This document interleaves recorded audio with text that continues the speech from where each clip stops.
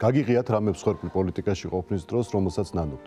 ამ არჩევანის გამო, განსაკუთრებით ორივეს მიერ, ოჯახის ორივე წევრის მიერ, ამ არჩევანის გაკეთების გამო, რომ საჯარო ცხოვრებით გვეცხოვრა, კი, რა თქმა უნდა, განსაკუთრებით ჩემი შვილების კერძო ცხოვრება დაზარალდა მნიშვნელოვანწილად და ამას ძალიან ნანობ, მაგრამ შემდეგ კითხვას თუ მეტყვით, რომ შევცვლიდი თუ არა რამეს უკარო დავბრუნდე, ალბათ არ შევცვლიდი არაფერს, იმიტომ რომ სამწუხაროდ ისეთ ქვეყანაში ვცხოვრობთ, როგორშიც ვცხოვრობთ და მე ვფიქრობ, რომ ყველა ჩვენგანმა რაც შეგვიძლია მაქსიმუმი უნდა გავიღოთ იმისთვის, რომ იქნებ ცოტათი მაინც უკეთეს ქვეყანაში ვიცხოვროთ. რამდენად გამოგვივა, რამდენად გამომივიდა მე ან გამომივააწი არ ვიცი, მაგრამ მცდელობა რომ არ დამიკლია და არ დავაკლებ, ეს ზუსტად ვიცი და ყველაზე კარგად აი ამ უზარმაზარ დეფიციტში ჩანს, რომელიც შვილებთან ურთიერთობაში ჩანს. თუ საყვედურიათ ამის გამო, თვითონ უთქვამთ, საყვედური ყოფილა? მინისტრობიდან რომ გადავდექი, ეთქობა რაღაც ძალიან მოვინდომე. ხა სიმართლე რომ გითხრათ, არ ვიცი რატომ, მაგრამ უცბად ეს ჩემო პატარა შვილმა მითხრა, ხა შენ გონიაო, რომ რაც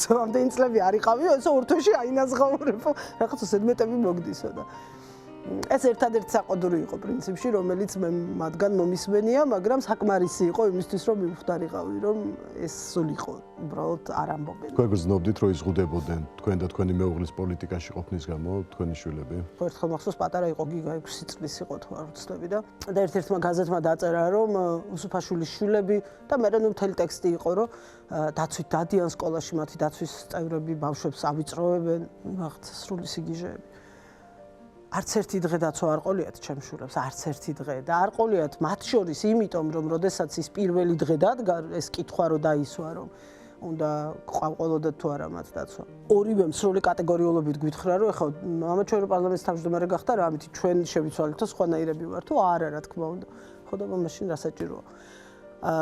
ხო და ძალიან იყო გაღიზიანებული, ნუ აი 6 წლის იყო და ძალიან იყო გაღიზიანებული, ძალიან იყო გაბრაზებული და მეუბნეოდა რომ შეხო ხარო იურისტიო და წადიო ხა მაგ ჟურნალის სასამართლოში ვეჩივლეო და ნუ ვერაფერთ ვერ აუხსენი, რატო არ უნდა მეჩივლა სასამართლოში ვიღაცა ტუტუცი ჟურნალისტისთვის. თქვენი რა შეცდომა არ გინდათ, რომ თქვენმა შვილებმა გაიმეორონ? მე ძალიან არ მინდა რომ მათ საჯარო ცხოვრებით იცხოვრონ, თუმცა რა თქმა უნდა არც ერთი წუთი არაფერს არ გავაკეთებ თუ კი ამის სურვილი გაუჩნდებათ რომ ამას შევეწინააღმდეგო. ეს ჩემი საქმე არ არის, მათი გადასაწყვეტია, მაგრამ მე თუ ვინმე მკითხავს, ნამდვილად არ მინდა რომ ასეთი ცხოვრებით იცხოვრო. ორი ვაჟის დედობა რთულია? არა, არ არის რთული ჩემთვის. კაცრი ხართ მათ მიმართ? არა. აი ეგ ერთი რამ არის, რაც არ მაქვს. არ შემიძლია.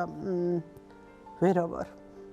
მათ შორის ალბათ იმიტომაც რომ არ მაქვს უფლება რომ კაცრი ვიყო იმ ყველაფრის გამო, რაც იყო ეს წლები. დიდი დოზით არ ყოფნის გამო მათ ყოველდღიურ ცხოვრებაში, რომელიც იყო. ამიტომ არა. მაქსიმალურად ვცდილობ რომ ვიყო ლიბერალური და გამგები დედა. როგორ გამომდის მათ უნდა კითხოთ, მაგრამ მე მგონი გამომდის.